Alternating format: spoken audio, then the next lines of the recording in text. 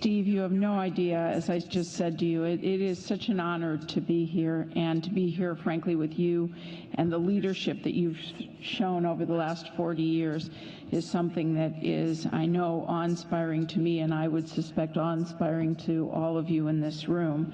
And thank you for your leadership here at ICANN, as well as your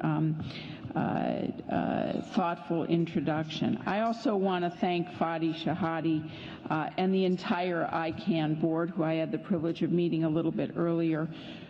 I want to thank you for bringing together so many leaders in the global Internet community and for taking the lead in advancing the multi-stakeholder process.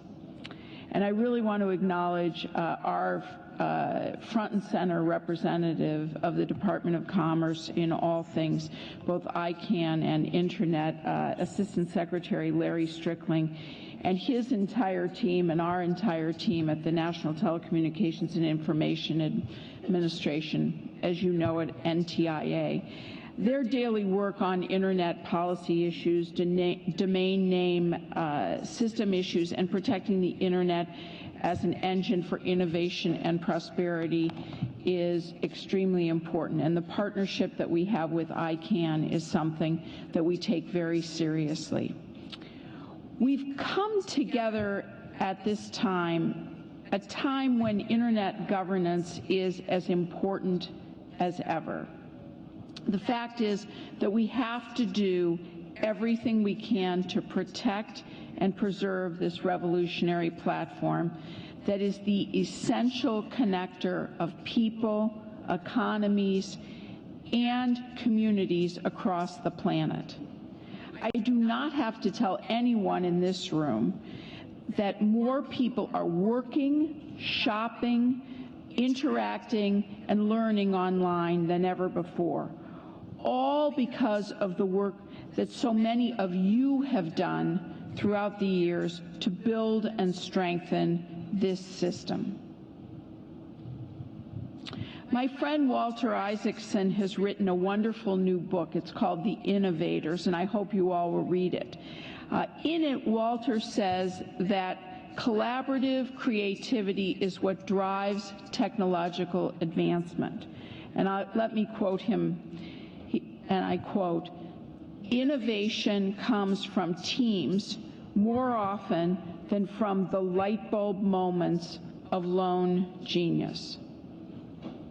I think Walter's absolutely right.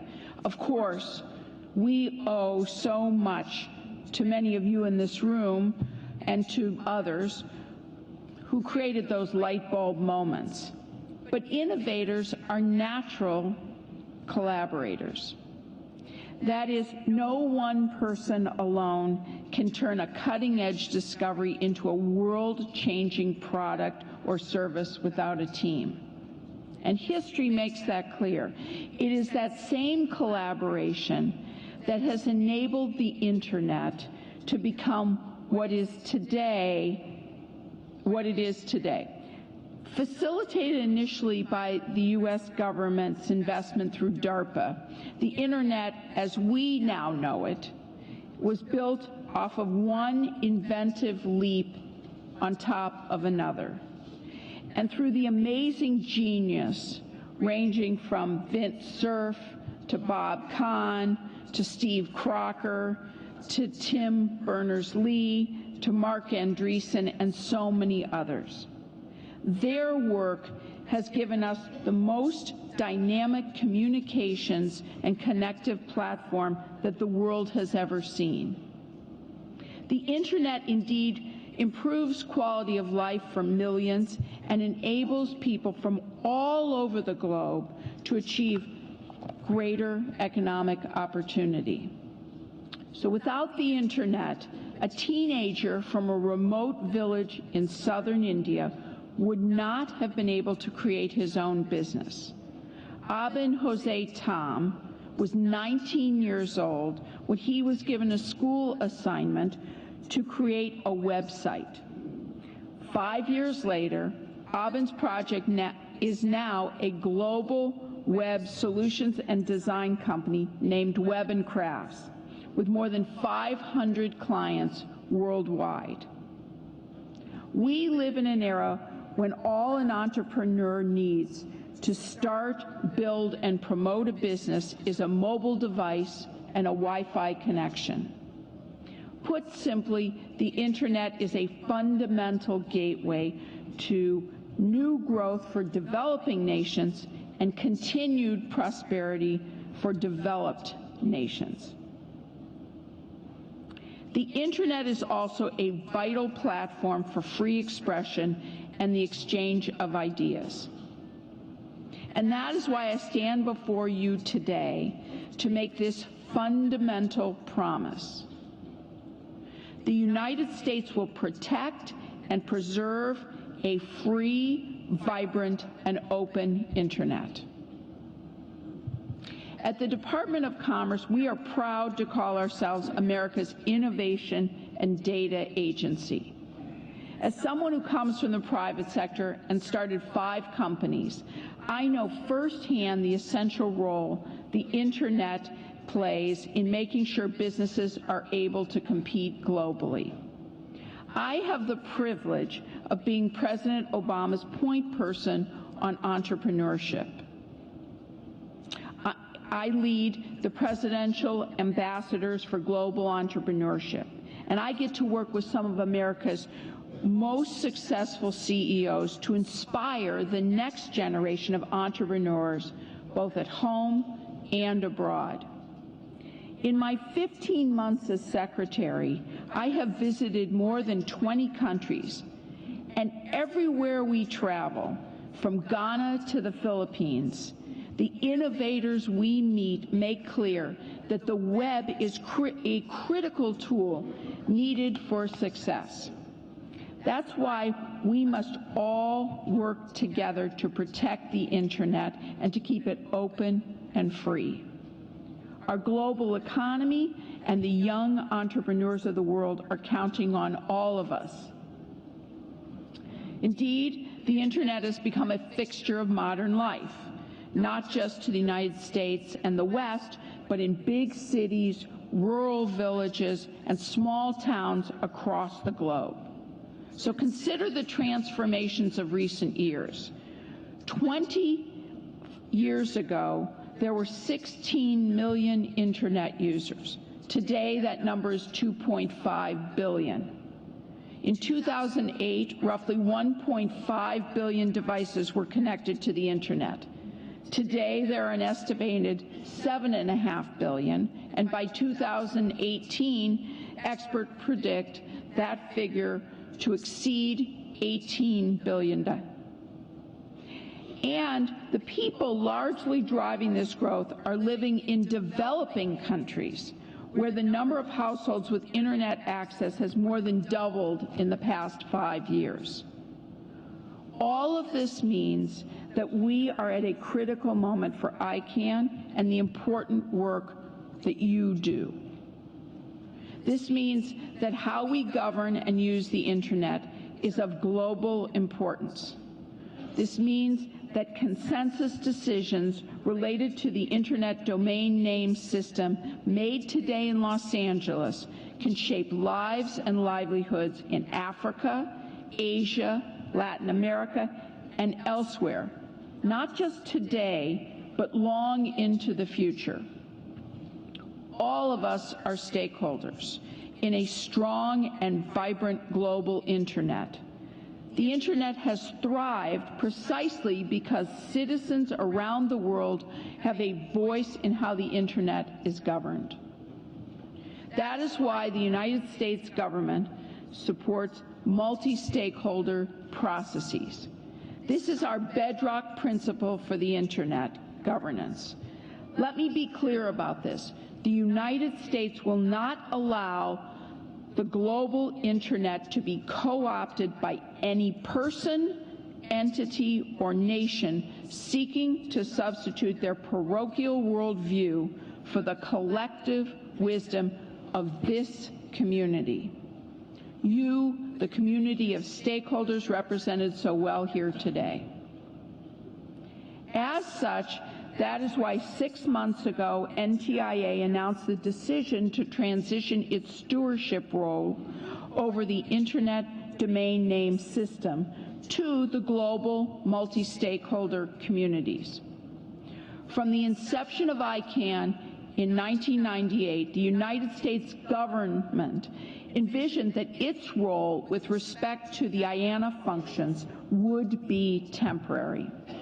Over the years, many stakeholders took comfort in the fact that the United States provided some level of stewardship over ICANN.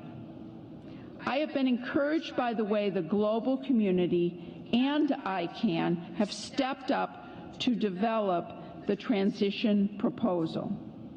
We rally our allies and will continue to build international coalitions to support multi-stakeholder governance of the Internet.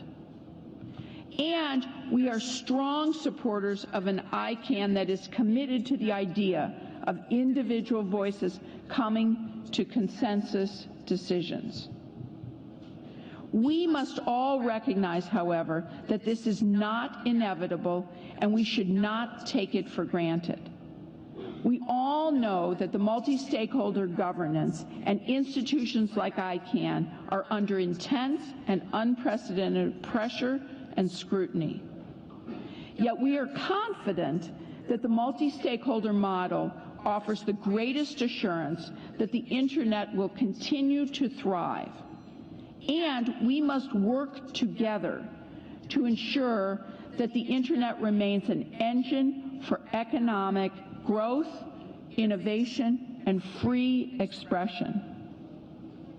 We must continue to work hard to sustain multi-stakeholder governance because it has enemies who want to reduce Internet governance to a meeting of governmental technocrats promoting narrow national interests. We must make clear this approach is the best tool to secure the openness and vibrancy of the Internet. We must ensure that ICANN can build on its efforts to strengthen the multi-stakeholder process and can become directly accountable to the customers of the IANA functions and to the broader Internet community. Next week at the International Telecommunications Union Conference in Korea, we will see proposals to put governments in charge of Internet governance. You can rest assured that the United States will oppose these efforts at every turn. We know that those interested in government control tend to be countries that censor content and stifle the free flow of information. We will be clear that these steps are contrary to our belief in the value of free speech, whether in the Internet, in society, in the public sphere, both here at home and abroad. We will remind all players in each instance that the multi-stakeholder model will preserve and protect a strong and resilient Internet. In closing, the world is watching ICANN, and some are waiting for us to fail. But we cannot and must not let that happen. We have to get this transition right. Make no mistake, I stand by ICANN. I am all in when it comes to the global debate over Internet governance, and we will preserve and protect a free and open Internet. From the birth of the Internet through the present day, this community has stood together on the cutting edge of the drive to extend access to and the reach of the Internet, a key path for growth and success in the 21st century. And in every forum, the United States will remain a steadfast champion of the Internet, working to assure that it remains open, an open platform for economic opportunity, innovation, and free expression. But moving forward, all of us need to step up. Like my friend Walter likes to say, we must collaborate to protect and expand the global Internet. We must collaborate to ensure that the Internet continues to flourish. And we must collaborate to guarantee that the Internet remains a gateway to prosperity and free expression all over the world. So thank you for gathering together today and every day to advance our shared vision of a more open, a more free, and a more accessible Internet. Thank you.